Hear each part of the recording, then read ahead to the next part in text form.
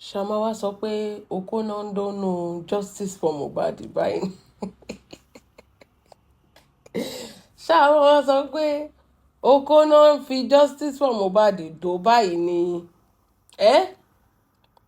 Torí justice for ẹ̀pọ̀n bọ̀dá Yomi o. Justice for ẹ̀pọ̀n bọ̀dá Yomi. Ṣe rí pé tòótọ́ activist ni. Gbogbo ẹ̀yin tẹ́ ń fún Yomi lówó. Ó ti di èèyàn ẹlẹ́kẹta tí Yomi ti dó nínú justice for Mohbad. Ṣé justice for Mohbad là ń ṣe àbí justice for Toto? Kéèyàn fi iṣẹ́ tiẹ̀ lẹ̀. Mi irú ẹ̀ rí. Kọ́kùnrin paṣẹ iṣẹ́ àárọ̀ ẹ̀ torí chicken change ojú kòkòrò torí pé ó dàbí ẹni pé wọ́n há owó nu justice for Mohbad. Tí Yomi gbálé onílé lọ tó lọ fídíò ilé onílé tó ṣàn wá nǹkan wọ́n send 3 seconds video sóhun o wọ́n ṣe lé sóhun o òun ti ní evidence wọ́n fẹ́ lọ gbé Wùmí very soon. Kéèyàn wá kọrọ ẹ̀ sórí social media kó máa gba donation kó máa bá àwọn ọmọ sùn ṣé kò yẹ kó ti yé yín pé tòótọ́ activist ni Yomi. Tòótọ́ activist ó ní academy o tó dẹ̀ ń ṣe dáadáa ń gbà yẹn tó ń train àwọn èèyàn bó ṣe ń ṣiṣẹ́ tíátà tó wá ń gba training lọ́wọ́ ẹ̀ á ti fẹ́ pọ̀n á ti fi báyé wọn jẹ́ especially ọmọ Grace yẹn ọmọ tó bímọ fún yẹn ọmọ yẹn máa regret báyìí ọmọ tó bímọ fún Yomi pé ṣé yàn téyàn yẹ kéèyàn fi ṣe baby daddy lélẹ̀ because orí Yomi ti burú ìṣẹ̀dá ẹ̀ ti gbàbọ̀dẹ̀ bẹ́ẹ̀ ni tí ó bá ṣe pé orí Yomi ti burú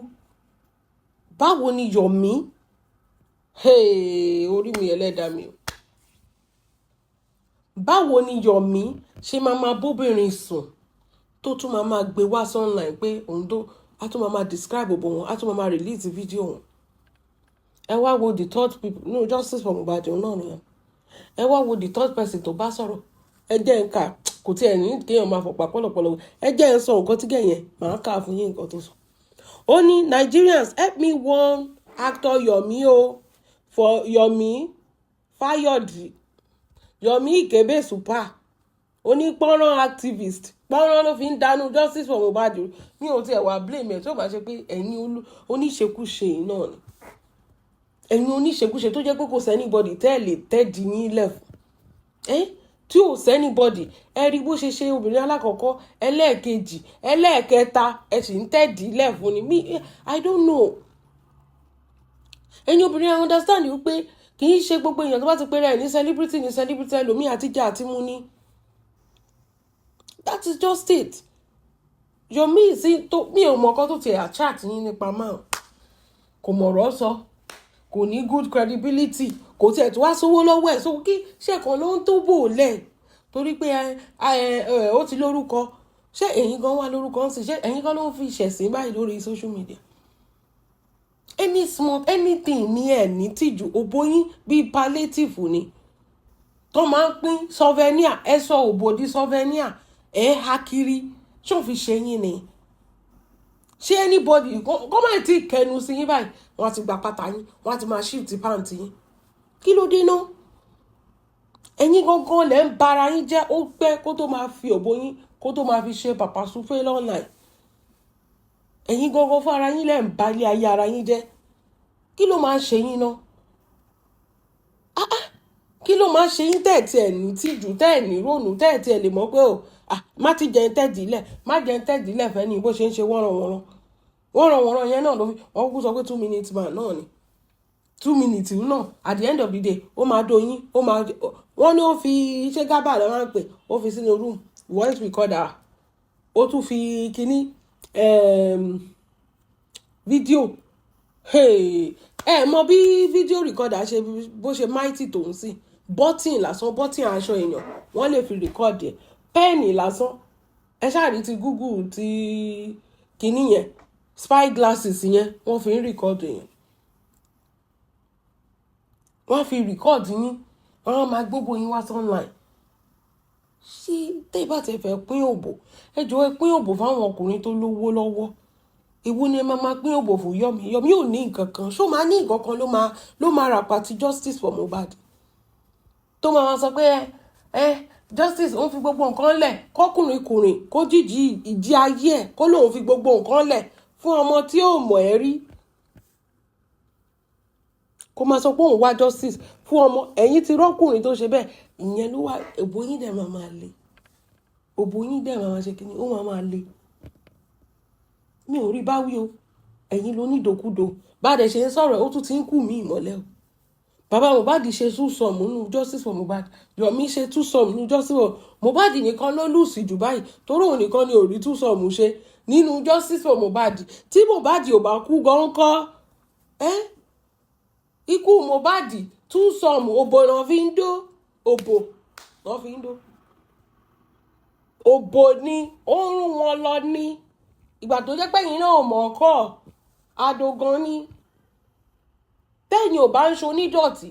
kí lẹ gbóbò lọ sí ọ̀dọ̀ Yomi báwo lẹ́sẹ̀ ṣe máa ń ríra yín náà ṣebí justice ṣebí online lẹ ti ń wá justice lẹ́yìn bá ti wá kúrò lọ́nline ẹ tún máa lọ pàdé níbi tẹ́ ti pàdé ó dàbí ọ̀rọ̀ àǹtí mi tó sọ pé mò ń jàfọ́ba tí tó fi shift pant àǹtí mi gbogbo àṣègbọ́n jàfọ́ba ni o àmọ́ ìgbà tó ní wọ̀ tí gbogbo wa wèé nígbà wo sígbà wo ṣe fẹ́ sọ pé fẹ́ lọ jà ni ẹ mọ́ náà sọ ẹ máa ti làálẹ̀ báyìí ni onídọ̀tí níyàn ẹ̀yin girls ṣé ẹ máa sọ pé ẹ̀ ní boyfriend tó ń jẹṣẹ́ yín ẹ̀yin náà fẹ́ do celebrity wọ́n sọ máa do celebrity ṣé Yomi ni Yomi ti kúrò nu celebrity kò ríṣẹ́ ṣe mọ́ Yomi ti kúrò nu celebrity míì mọ́ àbógùn wọ́n tẹ̀ sọ pé àdó ló fi ń do yín sí èèyàn kọ́kọ́ sọ pé kó kọ́kọ́ wá ṣe kinní pẹ̀lú àdó ó kọ́kọ́ sásàsà láfẹ́mi yẹn bọ̀dá Yomi aládò sọ pé atúmọ̀dò dání ó kó 2 minutes tí ó yọ owó tí ó yọ nǹkan kan tó tún máa ṣayé sí rìkọ́dìn á tún sọ pé kó máa fàdó búra ayé yín ti bàjẹ́ lẹ́yìn gẹ́ọ̀sì ó pẹ́ ṣèbẹ́yìn náà ẹ mọ bọ́ ṣe ń close tán ẹ máa ṣí tán lẹ̀ báyìí ni ó pẹ́ wọ́n tún fi àdó wọ́n tún fi Yomi gan ó kúkú possible kó ti fi nǹkan kan ojú ara kó tún fi wọnú ayé yín ó possible kó ti fi nǹkan kan ojú ara kó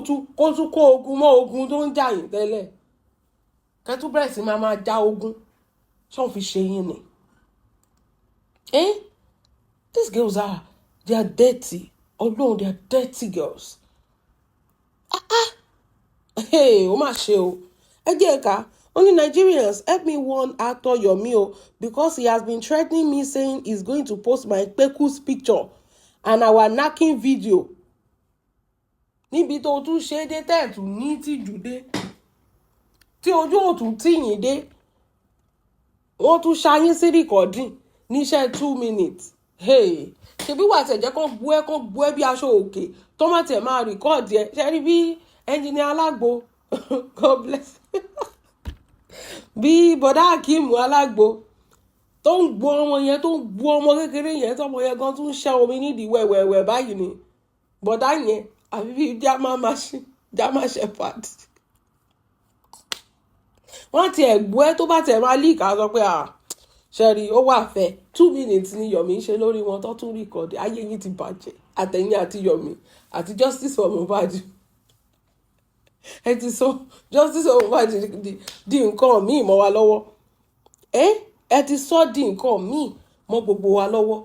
tó ń gboyín ní gbòkúgbò ó ní wọ́n ní pictures ẹ̀ gbogbo ẹ̀ tún ṣe rí ṣé o tún láàbò kí Yomi máa snap ẹ̀ ní ọlọ ta ló bí àwọn ọmọdé yìí náà ṣé o tún la òbò lẹ̀ kí Yomi máa ya ṣé o fẹ́ ṣe PORNO àti graphy ni because I don't understand ṣé wọ́n ní mo sọ pé justice wo gan lẹ́jọ́ ń bára yín ṣe lórí bed I don't understand tó bá yẹ pé owó lẹ fẹ́ sẹ́ǹdì síra yín ẹ sẹ́ǹdì owó síra bank account ló need tó bá yẹ pé ṣó lẹ fẹ́ ṣe ẹ gbéra yín sórí live báwo lẹ ṣe ń fúnra yín ní location àti address tó débẹ̀ tó ń bọ́ pátá ẹ̀ tó bọ́ pátá wọn kó dà kí tó dà tẹ́jọ́ra sórí tẹ́jọ́ tira yín sórí bed tó wọ́n ń ṣí ìtàn ẹ̀ báyìí tó wọ́n ń ya fọ́tò òbò ẹ̀ ó wá sọ pé kí Nàìjíríà káwa mo wà mẹ́fà tó lọ dókó ẹ̀sìn èmi ni kí wọ́n bá gba justice fún òbò ẹ̀ tó wà ọ̀rọ̀ tí Yomi sọ pé òun máa post kí n tèmi èmi ò rìnrìn kúrin èèyàn tó bá jẹ́ gbì ló máa kú gbì ìwà àdìyẹ ẹ̀ ní kẹ́ lọ́wọ́ aràn èèyàn tó bá ti jẹ́ gbì ló máa kú gbì. Ẹ máa wá fíìmù torí pé fíìmù òjijì fíìmù tó máa ṣe kú pa yín lẹ máa wá. Bóyá Yomi máa jẹ́ kẹ́ tètè ní fíìmù nǹkan tẹ́ ẹ wá kiri náà ni. Most of àwọn tó wà ní justice for Mohbad fíìmù náà wá bẹ́ẹ̀. Wọn ò mọmọ yẹn, wọn ò kí ẹ̀ gbà ọmọ yẹn. Báwọn náà ṣe máa rí kán lè dá wọn mọ̀, káwọn náà lè máa ṣe show, káwọn náà lè máa rówó pa monetization náà wá bẹ́ẹ̀. Yomi owó àtòbò ló wá tòótọ́ activist ni. Tòótọ́ activist ni Yomi àtijẹ àtimú ìjẹkújẹ àti òbò oríṣiríṣi òbò rírùn ló ti kó rí bọ̀ bẹ́yẹn. Wá ní kí Nigerians kémi kí wọ́n máa bẹ́ẹ̀ gba justice lórí o. Ìgbà tẹ́ ẹ̀ ń rúnra yín tẹ́ ẹ̀ ń tẹ́jọ́ ń gbà lọ́wọ́ ara yín tẹ́ ẹ̀ ń share address tẹ́ ẹ̀ ń share location ẹ pè mí sí àbígbà tó ojú òtẹ́ bọ́dá Yomi ò fún ẹ ní indomie àti chicken àbí jollof rice ni ó gba order wọ́n san 12,000 lórí order. Ìgbà tó wá di kinní sí ó wá sọ pé kí náà orí ẹ̀ burú ọmọdé. Ó ní he has said pé he will post my pecus pictures and my knacking videos. Jẹ́ kó post ẹ̀ náà jẹ́ àti ẹ̀rí gbogbo ẹ̀ ṣe rí. Ẹ jẹ́ kó post ẹ̀ náà. Jẹ́ ká rí gbogbo ẹ̀ ṣe rí. Ó ní though I have told him to post it, maybe he doesn't know the way he has maybe he doesn't know the way he has his own video. I have my own video of him too. So ẹjọ́ record ara yín kò níjọ yẹn méjèèjì papọ̀. Ó wá sọ pé káwa máa wá justice. Ẹ̀yin méjèèjì lẹ́jọ́ gbéra yín sórí bẹ́ẹ̀dì tẹ́ ẹ̀rún ra yín. Ẹ tún jọ record ara yín. Ayé yín ti bàjẹ́ papọ̀. Àti wo àti Yomi o àti justice for Mohbad. Pé bàbá Mohbad kò wá bá yín ṣe bàbá súpé náà mẹ́. Kẹ́tì ẹgbẹ́ kọ́ bàbá Mohbad jáde káàrí bó ṣe rí. Pé bàbá Mohbad kò wá jọ yín kó jẹ́ pé ọkùnrin méjì arúgbó kan omidan kan àti ìwọ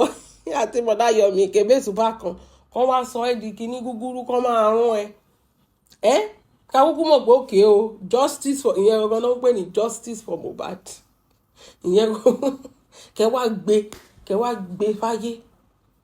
Kẹ́ gbé kíni kẹ́ gbé fáyé. So ẹjọ́ ń rìkọ́ọ̀dì ara yín. Ìjọba wa release ẹpọ̀n bọ̀dá Yomi báwo ló ṣe rí. Ẹpọ̀n tó tiẹ̀ fi ń dá gbogbo ìlú rú ká tiẹ̀ mọ bó ṣe rí. Ní tìjú Ọlọ́run olóòní ìpọ́nrán tiẹ̀ ayé tiẹ̀ ló máa bàjẹ́ náà. Ó ní and I am not like the other ladies that he came to post her pecus on social media 2 weeks ago. You are the same thing.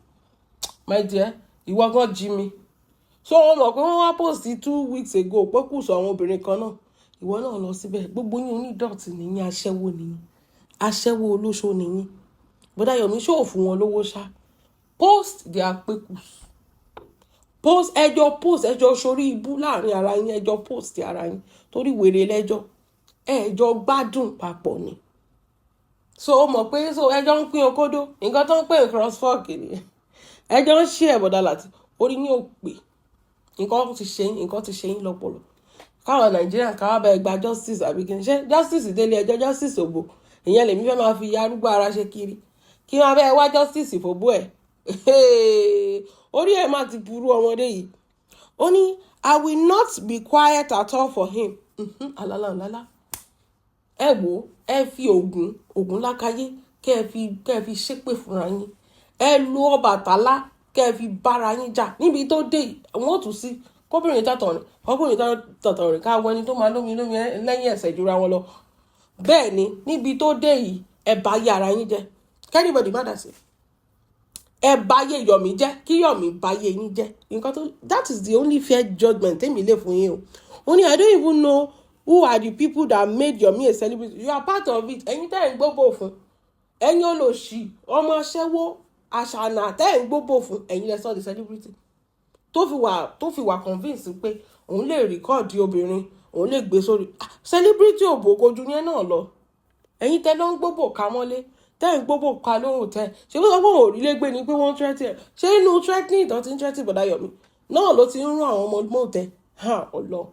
ìwọ ló ti ṣe mistake ó yẹ kó ti lu mágùn kó tó débẹ̀. Bẹ́ẹ̀ni the next one of you tó bá ń lọ kó mágùn dání kó lù torí nǹkan tó ṣe àwọn ará ó ti di obìnrin mẹ́ta tí Yomi ti gbé òun wọn jáde nǹkan tó ṣe àwọn ará àṣáájú ó ń bọ̀ wá ṣe wọ̀ náà. So lu mágùn kó ti gbabẹ̀ sọdá kó ti tàkìtì bí ẹ̀mẹ́ta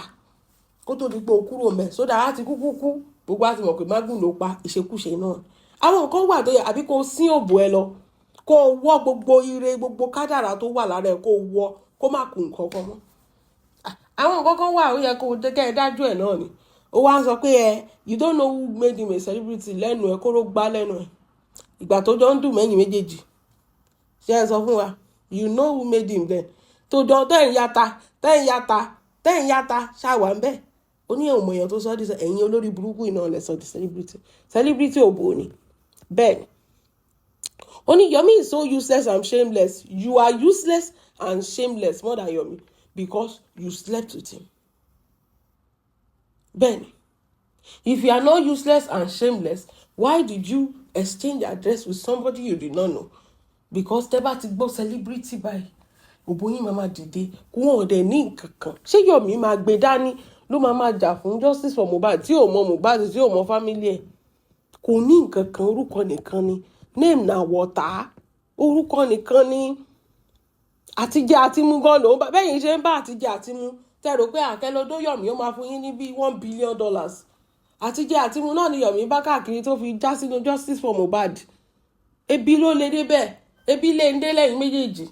ẹni tó fẹ́ kú pàdé ẹni tó máa pa lọ́rọ̀ yìí méjèèjì àtijẹ́ àtimú náà ni kọ́nà má fi àtijẹ́ àtimú wá síbi tó nira that is just it. Only Yomi is so useless and senseless. Imagine Yomi exposing Pekus on social media. Of course. Irú Pekus mi báyìí kò lè rí expose torí èmi ò gbogbo mi dọ́dọ̀ ẹ̀. Bọ́ irú Pekus ti wọ́ ó máa rí expose. Bẹ́ẹ̀ ni. Torí o gbin ògbó ẹ̀ dọ́dọ̀ ẹ̀. He has to expose it. Tó bá gbé débẹ̀ kí ló fẹ́ expose? Ẹ jẹ́ wá ń bèrè. Yomi is not the problem. Ẹ̀yin obìnrin oníṣekúṣe yìí ni problem. Tẹ́ ẹ̀ bá gbóbò fún kí ló fẹ́ expose? No, now it's very very simple. But you know lẹ máa pín palliative tẹ́ máa ṣe kíni tẹ́ máa kú powder sójú òbò tẹ́ máa gbé débẹ̀ ẹ̀yin oníṣe ọmọ oníṣekúṣe tẹ́ ẹ̀ láyé wọ́n ní Yomi is exposing Pekus on social media kò sọ́lọ́pàá ẹ̀ torí ìwọ ló gbé Pekus ẹ̀ débẹ̀ ó ní Yomi is cursed no man does that and goes scot-free tó ti ṣe alákọ̀ọ́kọ́ tó jẹ lọ ó ṣe lẹ́lẹ́kejì ó jẹ lọ ìwọlé lẹ́ẹ̀kẹta ẹlẹ́ẹ̀kẹrin gan sì ń dókòwò lọ́wọ́lọ́wọ́ ẹlẹ́ẹ̀kẹrin ìwọlé lẹ́ẹ̀kẹta tó jẹ lọ nínú pé ó ṣèrànù ọmọ Grace yẹn wọ́n máa wá fi kọ́ṣẹ́ lọ́dọ̀ Yomi ibẹ̀ nìyẹn ti rí oníwèé wọ́n pọ̀ ń bẹ́ẹ̀ tó ti rún pa àìmọye scot-free mo máa sọ fún yín pé ìdájọ́ ọkùnrin ọwọ́ Ọlọ́run ọba ló wà ó ti lò ẹ́ ó ti jù ẹ́ lẹ́ ó ti sọ́ de egun kò sí nǹkan kan bẹ́ẹ̀ mọ́ ó ti go scot-free kó sì lọ it's not going to go scot-free kí ló fẹ́ ṣẹlẹ̀ nǹkan ìgbà tó ti lé mágùn lọ báwo ó ti nǹkan tó ti jẹ tán iṣẹ́ tó ti jẹ tán tí ò ní jẹ mọ́ ó ti fi ẹ̀ka body count nìyẹn ó ti jẹ́ níjàkújẹ ó ti lọ ó ti jẹkújẹ ní Yomi ó ti jẹ́ yín jẹkújẹ ó ti fi yín lẹ̀ ó ti lọ ìwé ẹni wọn sọ pé it's not going to go scot-free ìgbà tó yẹ kó o ti pa ò ìgbà tó yẹ kó o ti lé mágùn fún ò lè fún nígbà tó ti gbogbo ẹ̀ ti dàbà ṣá ló ṣe àwọn sọ pé wo my dear gbójú ìyẹn ti lọ nìyẹn kò sí nǹkan tó lè ṣe Yomi mo ní mò ń sọ lọ́wọ́lọ́wọ́ sí báyìí ó ń rún ẹlòmíì lọ́wọ́lọ́wọ́ tó ń rìkọ́dù ẹ̀ tó tún ń lo àdó fún ẹni ẹ bóyá búra fún mi ò ní jáde sórí social ayé yìí ti bàjẹ́ lẹ́yìn gẹ́ọ̀sì